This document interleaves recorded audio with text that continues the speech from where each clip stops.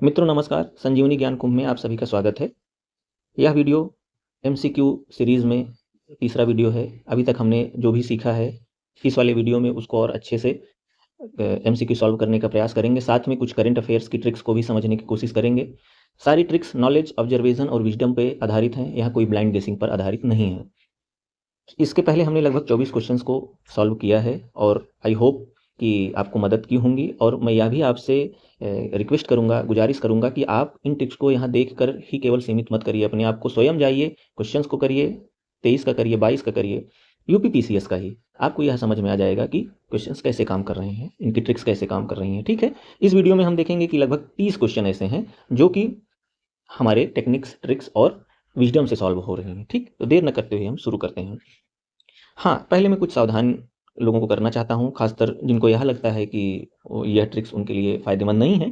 तो उनसे बस मैं रिक्वेस्ट फॉर्म में यही कहूँगा कि यदि आपकी उन लोगों के लिए कि यदि आपकी नॉलेज बहुत अच्छी है और आपको किसी भी अतिरिक्त ज्ञान की नीड नहीं है, तो यह वीडियो आपके लिए नहीं है। तो जो भी मित्रगण जिनको लगता है कि ट्रिक्स ये सब काम नहीं करती हैं, तो यहाँ से ही वो स्किप कर लें। आगे हम बात जो करने वाले हैं उसमें हम करंट अफेयर्स की बात करेंगे। जो स्टेटमेंट वाले क्वेश्चन हैं उनको कैसे सॉल्व करेंगे। ठीक, उसमें क्या होगा, केवल हमारा जो मेथड है उस मेथड का नाम है single information versus multiple information. ये वीडियो के बीच में जैसे ही करंट अफेयर्स के क्वेश्चन आएंगे तभी हम उसको डिस्कस कर लेंगे। ठीक है, दूसरी बात, हमारी जो ट्रिक्स हैं वो बेसिक इन्फ्रेंसेस और प्रीवियस जो ट्रिक्स हैं उसी के बेस पर हम आने वाले क्वेश्चन को करेंगे। ट्रिक्स जो होती है ना, वो आपके स्कोर को बूस्ट करने के लिए है, ना कि वो कंप्लीट पेपर सॉल्व करने के लिए। ऐसा नहीं है कि जो मैं आपको बता दूंगा वो आपको पूरा पेपर सॉल्व करा देगा, बिल्कुल ऐसा नहीं है। जो भी मैं ट्रिक्स बताऊंगा वो आप जहां पर भी आपका जो स्कोर बन रहा है उससे वो अपग्रेड होगा। ठीक है, ऐसा नहीं कि पूरे पेपर सॉल्व करेगा। तो दोस्तों, ट्रिक्स हमेशा आपके स्कोर को बढ़ाने के लिए होती हैं। और यहाँ पर मैं यह मानकर चलता हूँ कि जितने भी लोग वीडियो देख रहे हैं वो बेसिक नॉलेज तो उनके पास है ही। बट हाँ, किसी किसी को लगता है कि 4 से 5 क्वेश्चन, 8 क्वेश्चन से वो बाहर हो जाते हैं, तो ये उनके लिए है एक्चुअल में। ठीक है, वो लोग अगर इस चीज़ को समझ जाएंगे तो निश्चित तौर पर उनके इतने क्वेश्चन पॉजिटिव सही होंगे। आगे चलें। हाँ, एक चीज़ ध्यान रखने वाली बात यह है कि स्टेप्स होते हैं एमसीक्यू सॉल्व करने का। आप किस स्टेप से, किस तरह से एमसीक्यू आप सॉल्व कर रहे हैं ना, तो आपकी टेंडेंसी क्या होनी चाहिए, किस तरह मुझे आगे बढ़ना है। तो पहला क्या है कि नॉलेज पर जाइए। आप अपने नॉलेज पर भरोसा करिए। आप जब क्वेश्चन को देखें तो नॉलेज अप्लाई करिए। हो सकता है डायरेक्ट हो या इनडायरेक्ट हो। डायरेक्ट मतलब आपको सीधे आंसर आ गए, इनडायरेक्ट मतलब आपको कई सारी इन्फॉर्मेशन कलेक्ट करके आप एलिमिनेशन से आंसर तक पहुंच गए हैं। दूसरी बात यह है कि या तो आप कॉमन सेंस का यूज़ कर लीजिए। मतलब कॉमन सेंस भी जो आता है ना, वो आपके कहीं कहीं बोध पे, नॉलेज पे, इन्फ्रेंस पे ही बेस्ड होता है। वो ऐसा नहीं है कि ब्लाइंडली आपके मन में आ गया। ठीक है, वो आपके ऑब्जर्वेशन और विजडम पे आधारित है। तो पहला नॉलेज, दूसरा कॉमन सेंस और तीसरा जो है ये है ट्रिक्स। अब ट्रिक्स, मेरा कहने का मतलब ये है केवल कि अगर आपको 5 से 10 क्वेश्चन या 10 से 15 क्वेश्चन आपको एक्स्ट्रा करने पड़ जाते हैं, तो आप डायरेक्टली ब्लाइंडली जो है टिक न करके आप थोड़ा से ट्रिक्स का यूज करके करेंगे तो आपका जो रेशियो सही होने का होगा वो जरूर बढ़ जाएगा। ठीक है, तो मैं यही कहूंगा कि ये तीनों स्टेप जो मैंने अभी बताया है उसको यूज करके आप 2020 से 24 तक के पीवाईक्यू सॉल्व करिए। ठीक है, ऐसा करेंगे अगर आप, तो आप पाएंगे कि ये सारी ट्रिक्स के साथ एमसीक्यू सॉल्व करने में आपको मजे भी आएंगे। ठीक, एक चीज ध्यान रखने वाली बात ये है कि जो ट्रिक्स होंगी, मैं शुरू से कह रहा हूँ, वो लगभग 75% सही होंगी, तो 25% क्वेश्चन गलत भी करेंगी। तो ओवरऑल जो होगा वो आप पॉजिटिव रहेंगे। ठीक है, अगर यह वीडियो या इसके पहले भी वीडियो आपने देखा है, तो अगर आपको लग रहा है कि हाँ ये फ़ायदेमंद है, तो चैनल को शेयर करिए, ज़्यादा से ज़्यादा लोगों तक लाइक करिए और सब्सक्राइब करिए। अब जैसे जैसे सब्सक्रिप्शन बढ़ता है, सब्सक्राइबर्स बढ़ते हैं और आप लोगों के द्वारा लाइक की जाती है वीडियो, तो यही है मेरे लिए केवल मोटिवेशन। जैसे कि मेरा हेल्थ भी आज उतनी ठीक नहीं है, फिर भी मैं वीडियो आपके लिए लेकर आया हूँ। अब जैसे जैसे आप लोग मुझे मोटिवेट करेंगे तभी मैं कुछ लेकर आता रहूँगा। ठीक है, नेक्स्ट आगे चलते हैं। हाँ, तो अभी हम क्वेश्चंस को शुरू करते हैं। देखिए, पहला जो क्वेश्चन आज का है वो है सिमिलर ऑप्शंस और बेसिक कॉमन सेंस। हमने पहले भी बात किया है, एक क्वेश्चन में यहाँ पे फिर आपको बता दे रहा हूँ। जैसे क्या बात कर रहा है, इकोलॉजिकल नीड्स के बारे में बात कर रहा है। अगर आप सारे ऑप्शंस को, वीडियो को पॉज करके पढ़ते हैं तो आपको यह समझ में आएगा कि ए बी डी ये तीनों पॉजिटिव बात करेंगी और सी जो है निगेटिव बात करेगा। एक बात, दूसरी बात आप देखेंगे कि ये बी और सी दोनों सिमिलर ऑप्शंस हैं। कैसे, यहाँ पर भी देखिए इकोलॉजिकल नीड्स के बारे में क्या कहा है कि रिसोर्स आर सफिशिएंट। ठीक है, और नंबर ऑफ स्पीसीज लार्ज। यहाँ पे क्या कह रहा है, नंबर ऑफ स्पीसीज स्मॉल और रिसोर्स आर सफिशिएंट। तो दोनों सिमिलर हो गए। क्या बात कर रहा है, स्पीसीज और रिसोर्स। सिंपल। तो ये क्या कह रहा है कि यदि संसाधन पर्याप्त हैं तो प्रजातियों की संख्या अधिक होगी। पॉजिटिव है, सिंपल, मुझे ज्यादा खाना मिलेगा। तो मतलब मानव लोगों को ज्यादा खाना मिलेगा तो जीवन, लाइफ स्टैंडर्ड ठीक रहेगा। अगर उनको कम खाना मिलेगा या भोजन मिलेगा तो क्या होगा, संख्या कम होती चली जाएगी। तो सिंपल, वैसे हमारी एनिमल्स भी हैं, प्रजातियां भी हैं। तो यहाँ पर क्या कह रहा है कि संसाधन पर्याप्त है लेकिन संख्या कम है। अगर भाई कोई चीज़ पर्याप्त है तो प्रजातियों की संख्या कम क्यों होगी, तो ये विपरीत बात कर रहा है। तो इसीलिए हमारा जो आंसर है ये सी हो जाएगा। पूछा क्या है इसमें, कौन सा इकोलॉजिकल नीड्स के बारे में सही नहीं है। ठीक, समझ गए होंगे आप। वैसे ये क्वेश्चन आपके लिए आसान हो गया होगा क्योंकि आपने पहले ट्रिक्स को समझा हुआ है। अब क्वेश्चन नंबर 12 देखिए। अब इस क्वेश्चन में ये सिमिलर है, यहाँ पर ये सिमिलर है। अब आप कहेंगे कि इन्हीं में से कोई होना चाहिए, बिल्कुल होना चाहिए। तो पहला हमारा क्या था कि हमने सिमिलर ऑप्शन देखे। अब आंसर आगे ढूंढने के लिए हम अपना नॉलेज भी तो थोड़ा यूज करेंगे। आप जनरली क्या पढ़ते हैं कि ये तो आपने पढ़ा ही होगा कि किंगडम दो प्रकार के होते हैं, प्लांट और एनिमल। एक चीज आपके दिमाग में क्या ये नहीं आता कि किंगडम, अगर मैं एक हायरार्की बनाता हूँ ये, तो किंगडम सबसे ऊपर है। किंगडम सबसे ऊपर है, तभी तो हम पढ़ रहे हैं किंगडम दो प्रकार के होते हैं, फिर उसके अंदर 1 2 3 1 2 3। तो एक चीज कंफर्म है कि किंगडम तो सबसे बड़े हैं। ठीक, ओके। अब देखिए, अब यहाँ पर क्या है, किंगडम कहाँ से पूछ रहा है, ऊपर से नीचे की ओर, उच्च से निचले क्रम में। तो यहाँ तो निचले क्रम में ये दे दिया है किंगडम को, प्लांट किंगडम को, तो ये तो ऐसे ही एलिमिनेट होगा। दूसरा क्या दिमाग में आता है कि किंगडम सबसे ऊपर होंगे क्योंकि उसके बाद हम चीज़ों को डिवाइड करते हैं। ठीक, तो यहाँ से आपका सीधा आंसर ये हो गया। बेसिक कंसेप्ट है और थोड़ा नॉलेज है, आपका कार्य हो जाएगा। ठीक, आगे चलते हैं। अब जैसे नॉलेज, कॉमन सेंस और ट्रिक्स, यही आपके स्टेप होते हैं जो कि मैंने पहले भी बताया है। नेक्स्ट क्वेश्चंस अभी देखते हैं कौन कौन से हैं। देखिए, ये है एक बायोटिक सक्सेशन के भी क्वेश्चन मिला है मुझे, और ये भी लगभग वैसा ही है, बेसिक ट्रिक, जैविक अनुक्रम की बात कर रहा है। अब आप एक चीज मैं आपसे, बस इस क्वेश्चन में आया है, पहले हम कॉमन की तरफ जाएंगे, 1 2, और यहाँ पर ये दोनों कॉमन है, यहाँ पे ये दोनों कॉमन है। तो बेसिक अगर आप देखेंगे तो ज़्यादा कॉमन आपको यहाँ पे मिल रहा है। अब आप थोड़ा नॉलेज, कॉमन सेंस लगाइए। क्या लगाएंगे, मान लीजिए आप ए हैं और आप ए प्लेस पर रहते हैं और आपको बी जाना है, बी के बारे में यहाँ पे बात करना है। तो पहले क्या करेंगे, आप ए से बी की तरफ माइग्रेट करेंगे। अब माइग्रेट करेंगे मतलब वहाँ प्रवास करेंगे। अब जाएंगे वहाँ, तब तो वहाँ पे आप क्या करेंगे, स्थापन करेंगे, तब तो आप जाके वहाँ रुकेंगे। अब जब वहाँ आप रुकेंगे तभी तो इंटरेक्शन चालू करेंगे दोनों, मतलब सब लोगों से, उसी की तो प्रतिक्रिया आएगी। अब लास्ट में क्या आएगा, स्टेबलाइजेशन। मतलब कोई भी चीज़ अगर स्थिर हो गई तो क्या उसके ऊपर कुछ हो सकता है, बिल्कुल नहीं हो सकता है। तो हमारा क्या है, स्टेबलाइजेशन या स्थिरीकरण सबसे ऊपर वाले में, मीन्स लास्ट ऑप्शन है। तो आप लास्ट ऑप्शन में यही यही देख रहे हैं। और शुरुआत कहाँ से हुई है, पहले हमने प्रवास करना है, माइग्रेट करना है। माइग्रेट करेंगे तभी तो जाके कहीं पे हम स्थापित होंगे, और जब स्थापित होंगे तभी तो वहीं कुछ कृत्य और प्रतिक्रिया देंगे, और जब हम प्रतिक्रिया देंगे तब जाके हमारा स्टेबलाइजेशन होता है। तो आप इस चीज़ को समझ पा रहे होंगे कि शब्दों में ही बहुत सारे रहस्य छुपे हैं उत्तर पाने के लिए। ठीक है, आगे चलते हैं। बहुत ज़्यादा एक्सप्लेन नहीं कर रहा हूँ क्योंकि ये सब चीज़ें मैंने पहले बताया है। देखिए, सिमिलैरिटीज़ हैं क्या, सिमिलैरिटीज़ और यूनिक ऑप्शन ज़्यादातर आपको साइंस और एनवायरनमेंट में मिलेंगे। आप देखिएगा क्वेश्चन करते वक्त आपको ये अनुभव होगा कि जो साइंस और एनवायरनमेंट के क्वेश्चन है वहाँ ज़्यादातर ट्रिक्स काम कर रही हैं, ये वाली। दूसरी बात, पॉलिटी में आपको नॉलेज चाहिए। मैं शुरू से कह रहा हूँ कि जो पॉलिटी के क्वेश्चन होंगे वो आपको पढ़ने पढ़ेंगे। इसके लिए कुछ इंपॉर्टेंट टॉपिक्स हैं पॉलिटी में, मैंने एक वीडियो डाला हुआ है, आप जाइए उस वीडियो को देख लियो। जो भी इंपॉर्टेंट टॉपिक्स वो सेलेक्टेड हैं, उसको भी अगर आप कर लेते हैं तो आप पॉलिटी के क्वेश्चन लगभग लगभग सही कर लेंगे। उसमें बहुत ज़्यादा आपकी ट्रिक्स की जरूरत ही नहीं है, वो बेसिक नॉलेज पर हो जाएगा, बस आपको पढ़ने की आवश्यकता है। आगे चलते हैं। ठीक है, आगे क्वेश्चन क्या है कि यहाँ पर कुछ फसल और उसकी विशेषता के बारे में बात किया है। अब कह रहा है कौन सुमेलित नहीं है, सुमेलित नहीं है, सॉरी। अब हम कॉमन, पहला हमारा ट्रिक क्या है, हम सिमिलर ऑप्शन। सिमिलर क्या है, चावल उत्पादन, चावल उत्पादन, बाकी ये सब सिमिलर नहीं है। सिमिलर ऑप्शन में गए, ओके। अब कह रहा है कि लार्जेस्ट एरिया उत्तर प्रदेश में है। अच्छा, आप बताइए, आपको ये तो पता है ना कि उत्तर प्रदेश कृषि प्रधान है, उत्तर प्रदेश का एरिया बहुत ज़्यादा है, वहाँ कृषि बहुत ज़्यादा मात्रा में होती है, बेसिक ये आपको तो पता ही है। ठीक, एक बात। दूसरा ये कह रहा है कि बिहार का राइस प्रोडक्शन इतना है।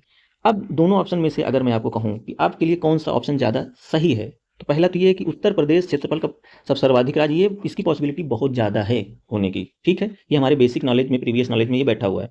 अब बिहार 15% प्रोडक्शन कर रहा है, यानी कि 100 में से 15% केवल बिहार कर रहा है। तो क्या ये 15% कोई छोटा अमाउंट है भाई? ये मान लो 5% होता, 6% होता तो चलो एक बार माना भी जाता। 15% ऑलरेडी बहुत ज़्यादा अमाउंट होता है। तो वैसे भी बिहार अगर 15% कर देगा तो वो टॉप 3 में आ जाता है। ठीक, ये ध्यान रखना है। तो यहाँ से इसीलिए ये एलिमिनेट हो जाएगा और यही आपका नॉट वाला करेक्टली सही हो जाएगा, क्योंकि ये हमें बेसिक पता ही है। हम सिमिलर ऑप्शन में गए, सिमिलर ऑप्शन में उत्तर प्रदेश का सही होने का ज़्यादा चांस था। क्यों? क्योंकि ये सही बात है, इसका क्षेत्रफल ज़्यादा है। गलत होने का चांस इसका ज़्यादा है। इन्हीं दोनों में से एक उत्तर है, तो हम इनकी तरफ चले जा रहे हैं।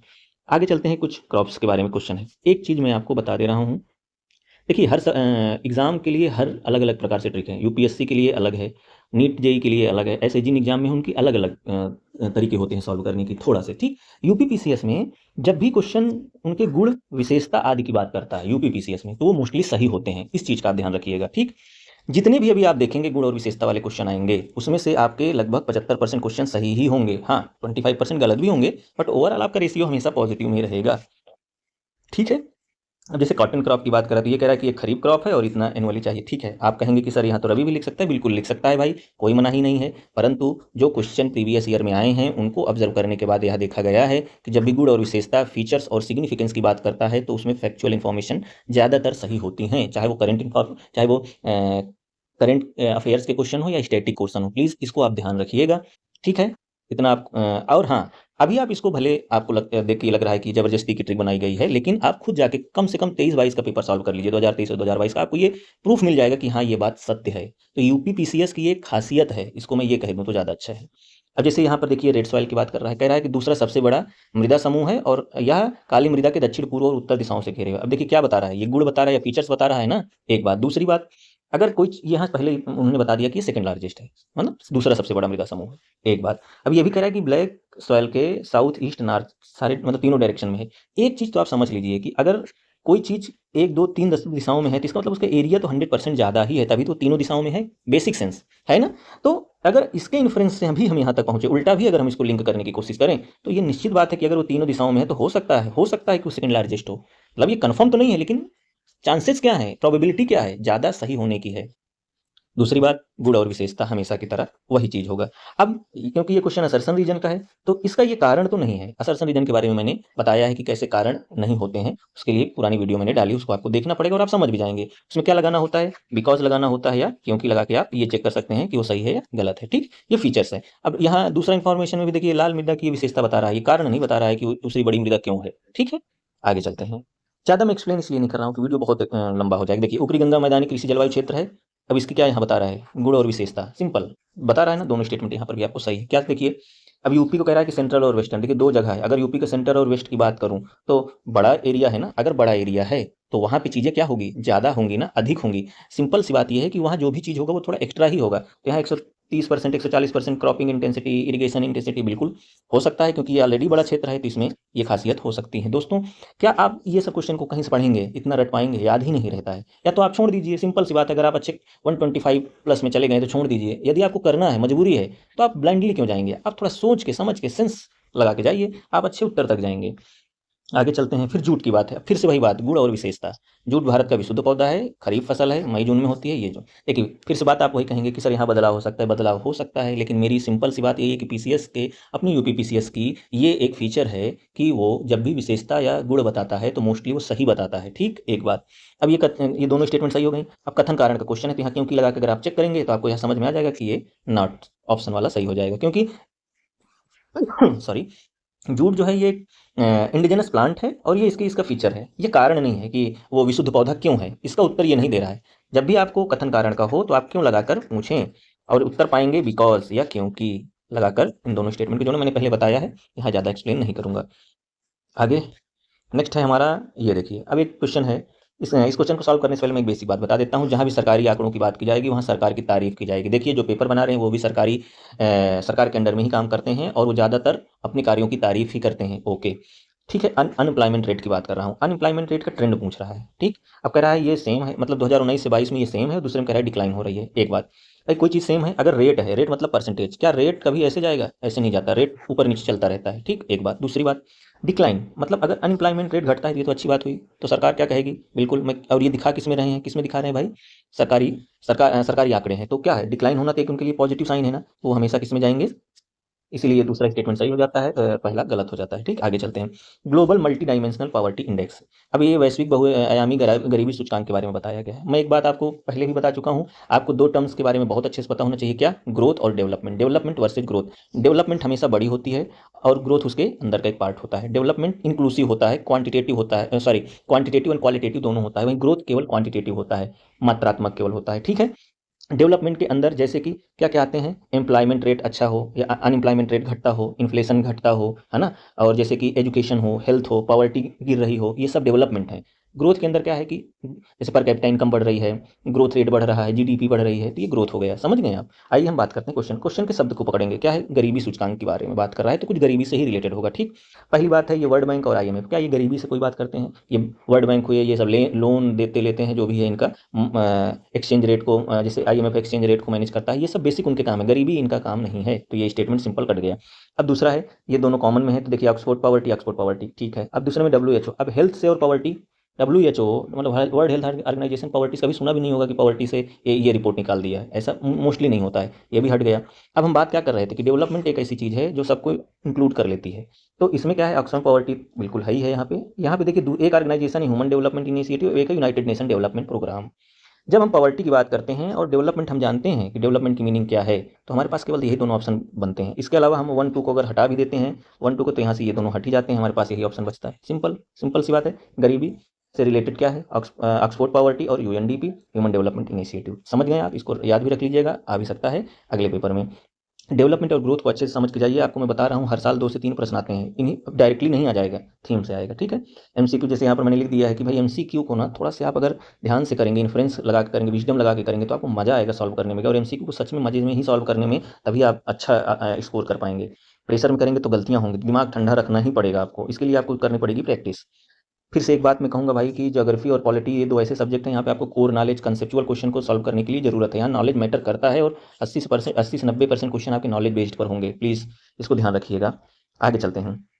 जैसे ये देखिए, अब जेट स्ट्रीम की बात कर रहे हैं। अब जेट स्ट्रीम में देखिए कि स्टर्ली विंड का क्वेश्चन ये बता दिया, पूरी लाइन सही करके यहाँ स्टर्ली विंड दे दिया है। अब यहाँ पे आपको थोड़ा बेसिक नॉलेज तो चाहिए ही चाहिए।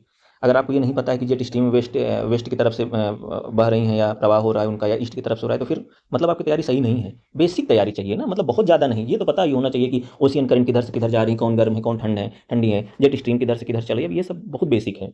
ठीक, अगर इतना आपको पता है तो बस सिंपल आपका क्वेश्चन सही हो जाएगा। अच्छा, अभी इस वाले क्वेश्चन में देखते हैं, भूमि पर रहने वाले पौधे और जानवर को क्या कहते हैं। अब भूमि के देखिए शब्द है। अब आप वही कहेंगे कि मजे मत लीजिएगा भाई कि ये बहुत इजी क्वेश्चन है सर, आप तो इजी करा दिए। नहीं, ये क्वेश्चन इजी है, आपको आता भी है। बस मैं इसको इसलिए बता दिया हूँ कि यहाँ पे आप कभी कठिन क्वेश्चन आ जाए इसी बेसिस पर, तो आप ऐसे निकालिए उसका उत्तर। कैसे? ये शब्द है और ये भी देखिए भूमि है तो स्थल है, दोनों सही हो गए, करेक्ट। आगे है सीपीआर। अब सीपीआर का फुल फॉर्म पूछ लिया है। आप एक चीज़ देखिएगा, हमारा प्रीवियसली जो हम लोग बात किए हैं सिमिलरिटी यूनिकनेस पर, पहले हम क्या करते हैं, सिमिलर देखते हैं। सिमिलरिटीज़ क्या है? कार्डियो पल्मोनरी, ठीक। अब देखते हैं यूनिकनेस। यूनिकनेस में क्या हम देखेंगे, एक संशोधन एक पुनर्जीवन है। अगर मैं आपसे कहूँ संशोधन और पुनर्जीवन में कौन आपको थोड़ा से ज़्यादा बेहतर और यूनिक लग रहा है, आपको ये समझ में आएगा पुनर्जीवन थोड़ा से बेहतर है और यूनिक भी है। इंग्लिश वाले तो तुरंत समझ जाएंगे कि ये एकदम करेक्ट आंसर है, क्योंकि ये सब बहुत नॉर्मल वर्ड है, और मेडिकल मेडिकल की एक टर्म होती है ना, वो टर्म्स में ये है ही नहीं, रिवीजन विजन ये सब नहीं है। तो सिंपल सा आपका ऑप्शन सही हो जाता है, पुनर्जीवन। और पढ़ने में भी ये आपको समझ में आ रहा होगा कि जब भी हम कोई लार्जर मीनिंग की बात करते हैं, अभी हम पिछले वीडियो में या उसके पहले वीडियो में मैंने ये चीज़ बताया था आपको, वही चीज़ यहाँ पर भी है, ठीक। आगे देखिए, similar option, common sense, basic पहले बताया गया, अब भी बता दे रहा हूँ। देखिए यहाँ पर ये कॉमन और ये कॉमन, तो सबसे ज़्यादा कॉमन हमारा सी में है। सिंपल सी बात है, आपका उत्तर भी वही है। अब जैसे इस वाले क्वेश्चन में देखिए, अब यहाँ देखेंगे तो ये इतना और इतना तो पूरा मिल ही रहा है, अब यहीं एक तो बच रहा है 2। अब अगर पूरा आप क्वेश्चन पढ़िए तो यहाँ आधी आधी आधी आधी बात कर रहा है ना, तो इसका मतलब या तो 1/2 या तो 2, इस सब चीज़ों का कुछ तो होना चाहिए, तभी तो आधा पूरा होगा उसका। तो यहाँ पर दो दिया भी है, तो कॉमन सेंस भी आ गया आपका, सही हो गया। नेक्स्ट। अब देखिए 2018 से 24 तक के आप क्वेश्चंस कर लीजिए विद एक्सप्लेनेशन, आपको काफ़ी क्वेश्चन सही हो जाएंगे, ठीक है। अब आगे चलते हैं। क्लाइमेट ऑफ वेस्टर्न यूरोप के बारे में बात कर रहा है। यहाँ पे देखिए आपको बेसिक नॉलेज बिल्कुल होना चाहिए, बाकी मैंने शुरू से ही बताया है कि गुण और विशेषता मोस्टली सही होता है, ठीक है। अब आपको लगेगा सर अब इतना इसको यूज़ नहीं कर सकते हैं ब्लाइंडली, तो प्लीज़ आप जाइए 23 और 22 2-3 साल का पेपर सॉल्व तो करिए इससे। अगर नहीं होगा तो आप मत यूज़ करिए, अगर होगा तो आप भी यूज़ करिए, दुनिया यूज़ कर रही है तो आप भी यूज़ करिए, ठीक। या तो फिर आप नॉलेज लाइए, इतना नॉलेज अगर आपके पास है तो नॉलेज से सॉल्व हो जाएगा, ऑब्वियस सी बात है। अब कुछ लोग ये कह देंगे कि ज़बरदस्ती का ट्रिक है। भाई ज़बरदस्ती का ट्रिक अगर आपको लग रहा है तो आप नॉलेज बढ़ाइए, सिंपल सी बात है। अगर आपको नॉलेज नहीं है तब भी आप फेल हो रहे हैं, तो इससे अच्छा है कि कुछ अच्छा कार्य करके पास होने की तरफ बढ़ें आगे, ठीक है। आगे चलते हैं। अब जो बिल्कुल ना आए भाई उसको ना करिएगा, ऐसे टाइप के क्वेश्चन नहीं आ रहे हैं तो छोड़ दीजिए। अब आते हैं करंट अफेयर्स की तरफ, ठीक। अब करंट अफेयर्स बहुत इंपॉर्टेंट है। इसमें मैं आपको पहले ये बात बताने वाला हूँ, ये कि करंट अफेयर्स में जब भी आप सॉल्व करें तो आपको 2 चीज़ ध्यान रखना है, क्या क्वेश्चन में मल्टीपल इन्फॉर्मेशन है या सिंगल इन्फॉर्मेशन है। अगर सिंगल इन्फॉर्मेशन है तो ऑप्शन गलत होगा, मल्टीपल इन्फॉर्मेशन है तो ऑप्शन सही होगा, मोस्टली सही होता है। एक बात। दूसरी बात, एग्जामिनर आपको कहाँ कहाँ बहका सकता है, तो एक तो लोकेशन हुआ, एक तो थीम हुई और डेट हुआ और डेटा हुआ और डेट्स हुई, यहीं पर आपको बदल सकता है जो भी बदलना है। जैसे कि 490 किलोमीटर है, अब हो सकता है ये 290 हो, इसको 490 लिख सकता है, तो यहाँ पे बदलाव ला सकता है। जो भी सिंगल इन्फॉर्मेशन होती है ना, वहीं पे बदलाव लाया जाता है, इसीलिए उनकी गलत होने की संभावना अधिक होती है। इसका मतलब क्या हुआ, क्या हमेशा ये सही होगा? हमेशा बिल्कुल नहीं सही होगा। फिर से वही बात है, हो सकता है इस 80 और 20 का रेशियो हो, 80 मतलब 8 क्वेश्चन 10 में से 8 आपके सही हो तो 2 गलत भी होंगे, तो उतना रिस्क लिया जा सकता है, ठीक। एक बात। आइए सॉल्व करते हैं। अब देखिए, India deliver BrahMos super sonic cruise missile, Philippines को मिसाइल देता है, इसको मैं कहता हूँ मल्टीपल इन्फॉर्मेशन। एक ही स्टेटमेंट में एक information, India 2, Philippines 3, supersonic missile 4, एक से ज़्यादा अगर इन्फॉर्मेशन है तो उसको मैं मल्टीपल इन्फॉर्मेशन बोलता हूँ और वो सही मानता हूँ उसको। मेरा ये मेथड है अभी तक का जो मैंने एनालाइज किया है। आप भी खुद से करेंगे, आपको भी समझ में आएगा। दूसरे में जहाँ भी सिंगल इन्फॉर्मेशन होगी, जैसे इसमें देखिए सिंगल इन्फॉर्मेशन है तो ये गलत हो गया, ओके, आगे और भी क्वेश्चन करता हूँ। Kohima peace memorial and eco park, Kohima शांति स्मारक और इको पार्क की बात की गई है। अब देखिए, अगर कोहिमा है और किसी भी स्टेटमेंट में भी कोहिमा है तो वो तो कॉमन थीम हो गई हमारी, सिंपल। और दूसरी बात, यहाँ मार्च डेट है, फिर कोहिमा है, ठीक, तो ये मल्टीपल इन्फॉर्मेशन हुई, एक से ज़्यादा मतलब मल्टीपल, तो वो तो वैसे ही सही। गलत कहाँ है? Single statement, it is developed by south Korea, single statement. हो सकता है ये जापान द्वारा किया गया है तो यहाँ लोकेशन चेंज कर दिया, उसके पास ऑप्शन था। सिंगल इन्फॉर्मेशन मीन्स गलती, सही हो गया आपका। आगे मोबाइल अरेंजमेंट के बारे में बात कर, मोबिलिटी अरेंजमेंट की बात कर रहा है, मेट्स के बारे में, ठीक है। आइए ध्यान देते हैं।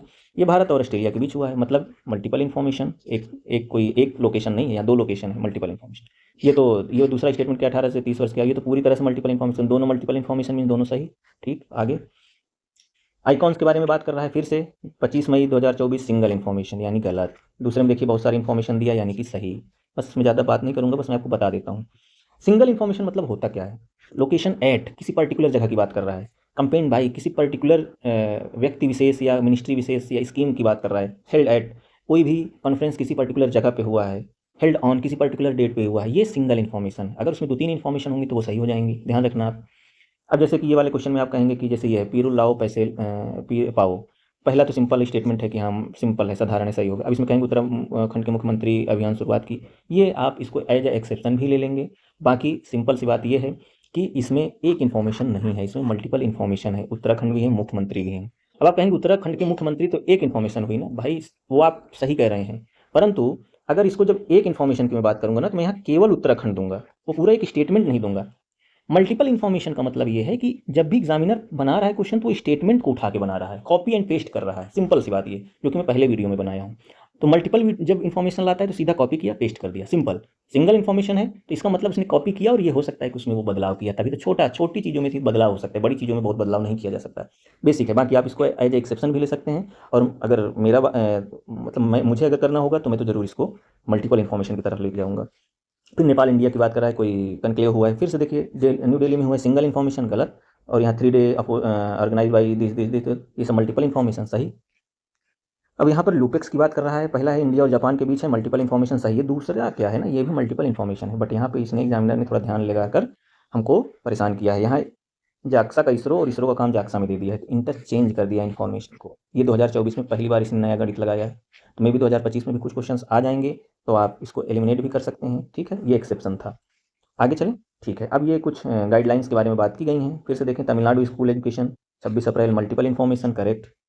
Guidelines are focused on safeguarding mental positive, simple, multiple information correct. अब फ्लाई 91 के बारे में बात कर रहा है, multiple information, Manohar this correct. अब यहाँ कहेंगे ये तो सिंगल इन्फॉर्मेशन हुई, तो बाबू दो वाले स्टेटमेंट पढ़ेंगे तो मनोहर इंटरनेशनल एयरपोर्ट कहाँ होगा? भारत में ही होगा ना, चाइना में तो होगा नहीं, तो इसके बेसिस पर भी तो यहाँ तक पहुँचा जा सकता था। दोनों जब भी पढ़िए तो पूरा, मैं शुरू से बता रहा हूँ, पूरा स्टेटमेंट को एक पैराग्राफ की तरह पढ़ना है, आपको समझ में आ जाएगा, सिंपल से डी हो गया। आगे चलता हूँ, नेक्स्ट क्वेश्चन क्या है। अब जैसे एच डी जी आप बहुत ध्यान से पढ़ लीजिए, एच डी जी सारे जितने भी हैं 17 सब पढ़ लीजिए, ध्यान से पढ़ लीजिए, ठीक है।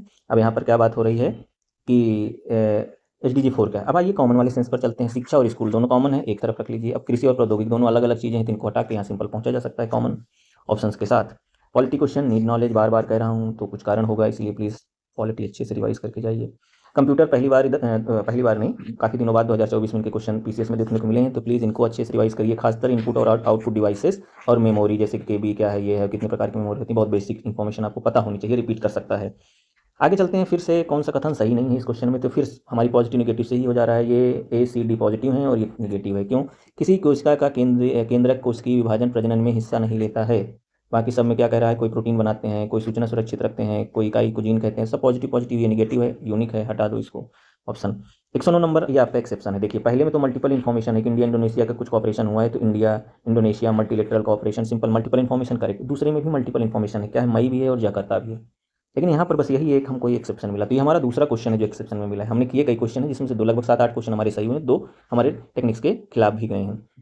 ओके, तो देखिए दोस्तों, जब भी आपको जो मैं भी ट्रिक्स बता रहा हूँ, अगर आपके 125 क्वेश्चन आपके नॉलेज पर भी हो जा रहे हैं तो आपको ट्रिक्स की कोई ज़रूरत ही नहीं है। यदि आपके कम क्वेश्चन हो रहे हैं, मान लीजिए 110 हो रहे हैं, 115 हो रहे हैं, और आपको लगता है कि 10 क्वेश्चन 15 क्वेश्चन और करने हैं, तब आप ट्रिक का प्रयोग करिए ना, इस चीज़ को ध्यान रखिए।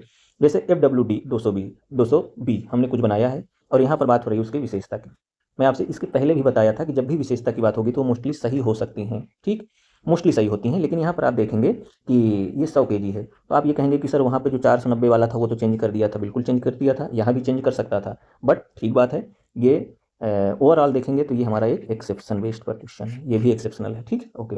आगे चलते हैं, इंडिया और ऑस्ट्रेलिया। इंडिया ऑस्ट्रेलिया कुछ बात कर रहा है, क्या बात कर रहा है देखिए, फर्स्ट ऑफ इट्स काइंड, देखिए विशेषता बता रहा है, और ये सेक्रेटरी फलाना है कोई, ये है। तो देखिए अब इसमें आप बताइए कि एग्जामिनर अगर कोई क्वेश्चन बना रहा है तो वो किसी कॉमर्स सेक्रेटरी ऑफ इंडिया के बारे में बात कर रहा है, मतलब वो कोई मिनिस्टर नहीं कि पीएम है, एफएम है, भाई फाइनेंस मिनिस्टर है, या एचएम है, मीन्स होम मिनिस्टर है। ऊपर ऊपर नहीं बात कर रहा है, अंदर घुस के बात कर रहा है कि कोई सेक्रेटरी है, कोई वाणिज्य का सचिव है। तो एग्जामिनर को सिंपल सी बात है, क्या सभी सब्जेक्ट के सभी मंत्रालय के उनके सचिव के सबके नाम थोड़ा ना याद होंगे, सिंपल सी बात है। तो जब भी कोई स्पेसिफिक यूनिक बात कर रहा है, यहाँ क्या कर रहा है, किसी यूनिक व्यक्ति की बात कर रहा है कि ये सेक्रेटरी है कॉमर्स मिनिस्ट्री में, तो वो सही होगा। अगर बदल कहाँ सकता था, जैसे प्राइम मिनिस्टर अगर दिया होता तो हो सकता है प्राइम मिनिस्टर की जगह होम मिनिस्टर का नाम दे दे, होम मिनिस्टर की जगह फॉरेन मिनिस्टर का नाम दे दे, जो बड़े कॉमन से हैं, उसको भी सेंस है कि हाँ ये कॉमन से, चलो इसको बदल देता हूँ, शायद बच्चे कंफ्यूज हो जाएं, तब कर सकते हैं। परंतु जब कोई यूनिक और थोड़ा डीप में जाके बात कर रहे हैं, यहाँ थोड़ा डीप में सेक्रेटरी मतलब सचिव के बारे में बात कर रहे हैं, तो वहाँ आसान और इतना आसान नहीं होता कि बदल के किसी दूसरे का नाम दे दें। सिंपल सी मैं बात बता रहा हूँ, बाकी आपकी मर्जी है तो आप इसको यूज़ कर सकते हैं या तो नहीं कर सकते हैं। बाकी सिंपल सी बात ये है कि ये विशेषता है, और दूसरे में क्या कर रहा है, यूनिकनेस की, यूनिक व्यक्ति की बात कर रहा है, इसीलिए ये ऑप्शन आपको सही हो जाएगा। आगे आगे है, फिर से देखिए, नेशनल फूड सिक्योरिटी एक्ट, दो इन्फॉर्मेशन मल्टीपल इन्फॉर्मेशन करेक्ट, जुलाई 2010 में सिंगल इन्फॉर्मेशन इनकरेक्ट, आपका उत्तर आ गया 1 एंड 2। ओके, आगे चलते हैं फिर से। यहाँ पर देखिए आईसीटी ई गवर्नेंस की बात कर रहा है, मीन्स एक पॉजिटिव बात है। अब कह रहा है कि यहाँ पर सरकार की पारदर्शिता को कम करता है, निगेटिव, और यहाँ लाल फीता स्याही को बढ़ाता है, ये भी निगेटिव, निगेटिव निगेटिव हटा दिया, तो हमारे पास 2 और 3 आंसर मिल गए। ठीक है, आगे चलता हूँ। हाँ, एक नॉलेज वाली बात बता देता हूँ आपको, शायद कभी काम आ ही जाए। देखिए, चेयरमैन जो राज्यसभा के होते हैं, यानी कि राज्यसभा के सभापति, ये केवल और केवल नेशनल ह्यूमन राइट कमीशन में ही जब नियुक्ति होती है तो उसकी कमेटी में ये भाग लेते हैं, इसके अलावा ये कहीं भाग नहीं लेते हैं। ठीक है, ये ध्यान रखिएगा, और जब भी आपको क्वेश्चन आएगा तो मोस्टली यही आएगा, और इनका नाम दे देगा, यही एलिमिनेट करवा देगा कि मान लीजिए जैसे यहाँ पर क्वेश्चन है ना कि लोकपाल की नियुक्ति में जो भी समिति बनाई जाती है, उसमें कौन कौन से लोग हैं, तो देखिए यही दे दिया है, और यही आपको ज़्यादातर दे देगा। ठीक है, तो मेरे अभी नॉलेज के अनुसार यही मैंने पाया है कि जो मेजर कमीशंस हैं उसमें चेयरमैन ऑफ राज्यसभा नहीं होते हैं, सिवाय एनएचआरसी को छोड़कर। अब कांग्रेस सोशलिस्ट पार्टी, अब यहाँ पर कह रहा है कि जनवरी 2034 में सिंगल इन्फॉर्मेशन को काटना है बस, और कुछ नहीं करना है। और ये दूसरा क्या है कि समाजवाद में जवाहरलाल नेहरू को यहाँ कह रहा है कि शामिल हुए। अभी आपको नॉलेज होना चाहिए, कांग्रेस सोशलिस्ट पार्टी क्या बात कर रही है, वो कांग्रेस से सहमत नहीं थी किसी पर्टिकुलर बिंदु पे, इसीलिए तो वो नई पार्टी बनाई है, वरना वो लोग कांग्रेस में ही क्यों ना होते। लॉजिकल है ना भाई, अगर कांग्रेस से खुश हैं तो अलग पार्टी बनाने की क्या जरूरत है। और अलग पार्टी बना लिया तो नेहरू जी तो बिल्कुल कांग्रेस के प्रमुख व्यक्तित्व में से एक थे, तो उनको क्यों शामिल करेंगे, बेसिक सेंस है। तो ये तो वैसे डिलीट हो जाता है, और ये अपना सिंगल इन्फॉर्मेशन से, तो बस हो गया आपका उत्तर। अब देखिए भाई, कुछ ऐसे भयंकर वाले क्वेश्चन होंगे, उनमें आपको टिक नहीं करना है कुछ, अदरवाइज वो गलत ही होंगे ज़्यादातर। पता लगा हम मिसाइल मारने जा रहे हैं और मिसाइल उल्टा ही आ गई, तो उस तरह काम नहीं करना है। तो जहाँ तक, हाँ, पॉलिटी का एक ठीक है, ये तो नॉलेज के लिए है, मैं आपको फिर से बता देता हूँ। मुझे ऐसा लगता है कि 2025 में क्वेश्चन आ सकता है। Special officer for linguistic minorities, इसमें आपको ध्यान क्या रखना है, ये 350 बी आर्टिकल के अंतर्गत आता है। और ये 350 बी आर्टिकल कौन से अमेंडमेंट के अंतर्गत आया है, तो 7th अमेंडमेंट एक्ट 1956 के अंतर्गत आया है, प्लीज़ ध्यान रखिएगा। अब मैं आपसे कहूँ कि ये वाला स्टेटमेंट क्यों गलत है, पहला वाला एक एक्सट्रीम वर्ड यहाँ पर आ दिया है कि प्रत्येक राज्य। अब देखिए, लिंग्विस्टिक माइनॉरिटी की बात कर रहा है, तो लिंग्विस्टिक माइनॉरिटी जहाँ पर ये माइनॉरिटीज़ होंगी, लिंग्विस्टिक माइनॉरिटीज़, वहाँ पर ऐसे मिनिस्ट्री या ऐसे ऑफिसर, सॉरी स्पेशल ऑफिसर, क्योंकि यहाँ देखिए आप उसके कीवर्ड में भी जाइए ना, विशेष अधिकारी।